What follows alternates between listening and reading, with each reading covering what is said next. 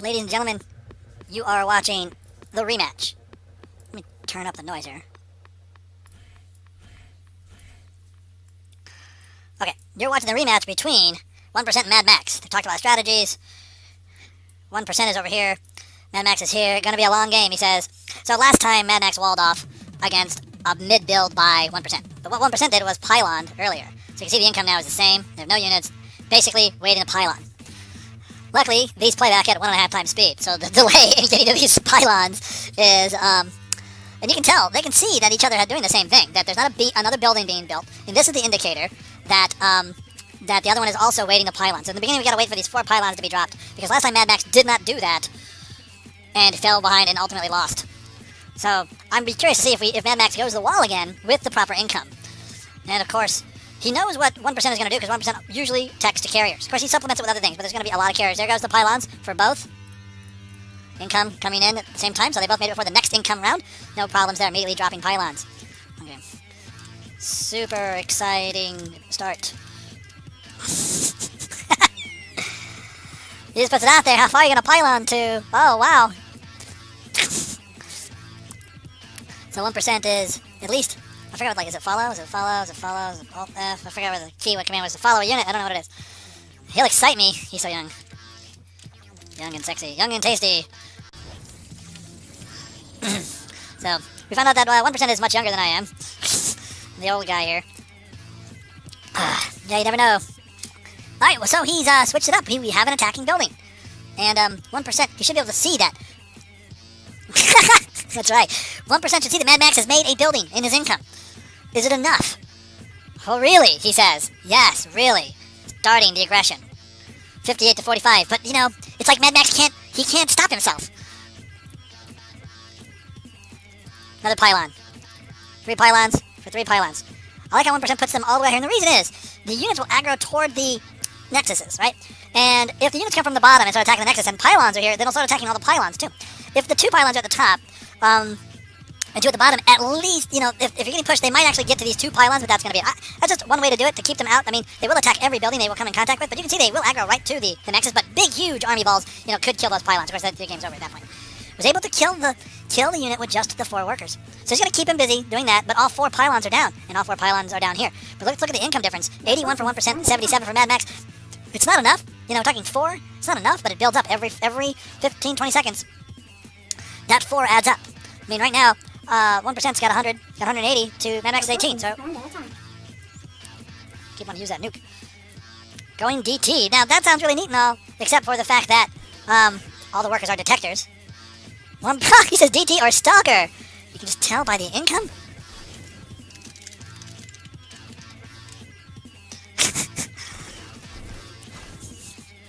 Wow. There goes the first DT down the lane. Here comes the queen. This is what I did last time. Made a queen. So far, gonna go all Zerg. The DT is coming. The Reckoning. Did you see how these guys on auto move? He just got them. He does have them attacking to here. So they'll just always show up. They'll run off. So he doesn't really have to think about it. These 3 will just always attack. He says, DT. You found me out. Well, the problem with that is, if you're up on the high ground, it is gonna be detected. Shouldn't place so. So he must have saw him build it, I guess. I don't know. So close to the ramp. Again, this is the wall build. More DTs. And you know, the queen is a detector, so we'll see what the DTs do. 3 DTs now. She just wants to wreak havoc. So much for that detector, but here comes another one. Queen's gonna see this. 3. Good to see this. Just immediate damage. Gone. Can start regenerating those shields. Here it comes. Gonna have to scramble. These queens will not always be there. These lane pushers DTs are, because, you know, once they get rid of the detection, nothing can stop them. His workers are still attacking to the top. Where they come down here. Boop. 3 DTs. 3 more right behind them. So these DTs are going to have some fun, let's put it that way. Lots of workers going to try to get in there and fight, but they can't kill all of them. Where are these DTs going? Right for the Nexus. Alright, they made it in. Cleared a path. The workers are busy. Starting to hit the Nexus. Ultra is here. Insta-kill. And with that detection, oh, the perfect answer. Nom, nom. Right there with a heal as well. Completely healed up that Ultra. No fair making Ultras. That's all I have to say. That was the answer. This guy's like studied frickin' Nexus Wars War College. That was the end of that push. And he's gonna get healed in a second. It's on a cooldown. Oh, doesn't see it. Out of range. Whoa, went the wrong way. Oh my god, epic. The Immortal is here. No queen to help. Completely separated. The AI glitching out. Kinda. And touch it. Just give him a tickle. There you go. No detection on top. Free reign. Immortal and the queen. It's a game of counters, ladies and gentlemen. A game of counters. Counters. Game of counters. Archon, Archon, Immortal. The DT and the queen. And the Immortal. Lane pushers. 1% of some party to deal with. Okay, 31.41%, 26 supply for Madmax. Again, very close income with 1% in the lead, but not enough to make a difference. Not really. Oh, it's a mid build. It's a mid to mid build. So one thing about waiting. If you can just wait long enough to see what your opponent's going to make, then you can make the counter. All of these DTs have come back home. Going for the pylons. Pylons taking damage. And then together these should push the lane. Queen will not do anything to that Immortal. Yeah, it took the shields off, but that is tricky. Wow. Here it goes. Does it make a sense? You got a queen now. You got the detection now. 1% should push the lane with this. I think the Zealot just walks right through the DTs. Oh, the Storm! And the... Oh, perfect. The two Immortals are going to go to town on this. A little bit of healing there. The two Immortals going to town. No upgrade on that Chitinous plating. And not enough firepower. The lane begins to push again. Pushing top hard. So in this 1v1, this is real action in the middle here. Archon's pushing. Nothing to respond to this. This is going all the way. They should all be going top. More Immortals on top. Nothing to see these DTs, and splash damage was not there. A little bit of a hold here. Whittling down, maybe. Kill the Archons, maybe. Kill the Archons. Taking all this damage. 126. 170 shields. The lane's getting transfused by the queen.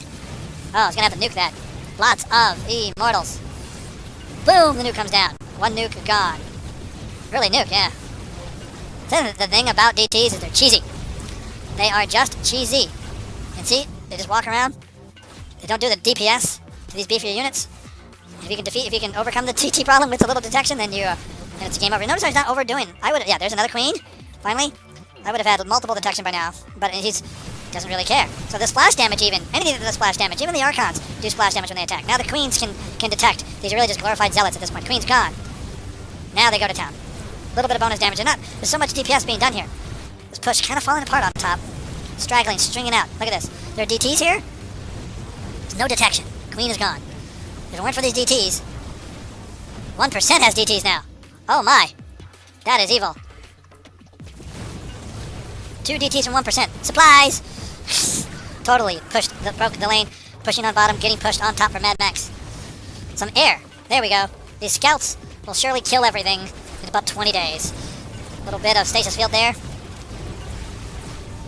We have a wall, ladies and gentlemen. Madmax is in his zone. He's got a wall. Had to kill some air back here, pushing on bottom. We're gonna have to nuke that, maybe. I don't know you. This is crazy. I just met you. Nuke me, maybe. We have emos pushing on rams, and there are the carriers. The carrier has arrived. The DTs on DT action. Where are the workers for Madmax to detect? Let's get sentries here. Pushing out. 0 units. Hanging back. Now he's got 3 queens. A Hydra. And a badass Storm Assassin who does spitballs. Soon to be met with some ground reinforcements. Building a little bit of everything. The thing about this, you do have to build some. Oh, the Scourge is coming. Scourge and carries. The air will be purged. Zerg. Purge of the air. Look how these stack up. But there's nothing in the air to aggro. For those, if they were already firing on the carriers, then the Scourge could have attacked, but they weren't firing on anything, so the Scourge got targeted down, and now the scouts are targeting down the carriers. Just too much for now. Scourge will come again, but again, what will the timing be? Will there be anything to attract the aggro of the scouts? And no, there won't be. It'll just be Scourge, but that's a lot of Scourge. That is enough Scourge. 2 mutas on top. What's going on here? So we are pushing on each other's ramp. Now the wall comes into play. It is answering this push on bottom with a big push of his own. Immortals versus Immortals. Carriers are here, but there's air. The air doesn't respect the wall, so it's got to be air made just for bot. But it looks like Madmax's wall is going to hold, but the carriers have again arrived. This time with a little help from Storm and some ground. They are breaking. He held that push. No nukes needed. Immortals are moving. Ultra in front, tanking. Ultras in back.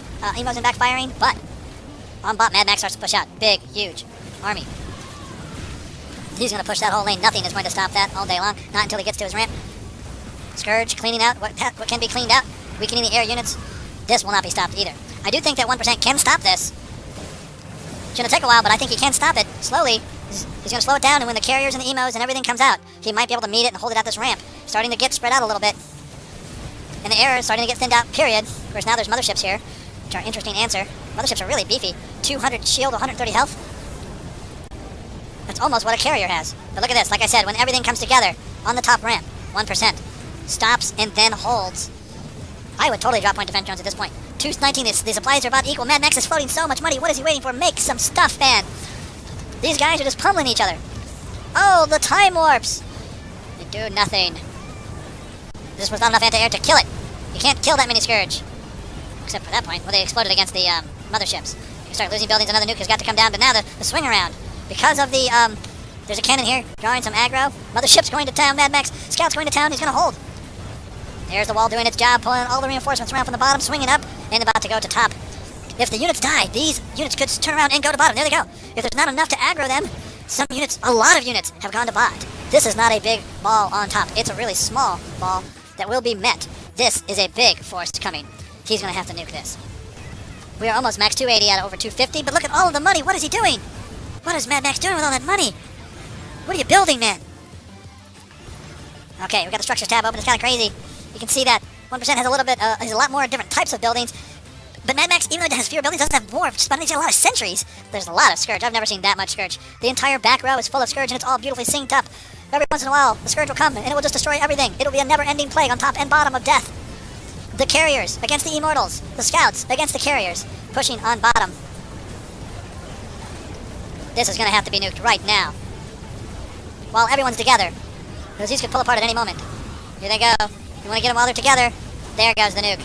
2 nukes down from Madmax. No nukes used for 1%. He needs to make carriers. I don't know why he doesn't learn a lesson. Carriers are the unit. 1% has completely met the push on top. Remember, that wasn't a big push. But, I'm surprised that he didn't turn it earlier. The time warps are good. They're holding, but there's just not enough. There's just no storms. There's just nothing. There's no Thors, nothing to splash air. Just nothing. Nothing to stop that. And there's just too many carriers for the anti-air that we have up here. He just has got to start making carriers. He's making a lot of scouts. There is a whole lot of carriers here. 360 max, 320 finally coming around. Broodlords, 1% says G. He just knows he's going to win it. Nothing that Madmax has can counter what's going on here between the wall of Scourge. I mean, the discipline of this build. The pure wall of Scourge. The Broodlords now placed. 5 on top, 5 on bottom. The mid, Archon, Immortals, Cubes of Death, and the armies just keep coming. 1% has a build. He knows how to execute it. Another nuke's going to have to go down. And then hope and prayer. These scouts are just not enough. He needed Tempest. Tempest counter Broodlord. Tempest counter the carriers. And then he needed Storm. And really, you need Archon or Thor or something to kill the Scourge. Scourge taketh all. Yeah. Well, the carriers help. So there it is. He's starting to carve in top and bottom. I think this is another good game. That wall of Scourge just killing everything, lagging out really good here. There's things randomly exploding on the screen as they have time. He could have nuked that, both of those armies, but his wall just wasn't the kind of wall that could break the build in the mid. The carriers and the Scourge, the Broodlords, after losing a whole bunch of supply, he's down to 278 out of 360. Top is coming in as well. There goes the nuke. Couldn't even kill everything. Things spread out all over the place. And here comes the Scourge. Just not enough. Now the Scourge, they didn't aggro. Oh, I thought they were going to aggro on the mothership course, but they only aggro. Madmax throws the GG. There it is. So that was another 1v1 Nexus Wars grudge match between Madmax and 1%. Madmax, the master of the wall. 1%, the master of builds. Well, I hope you all enjoyed that. That game is over.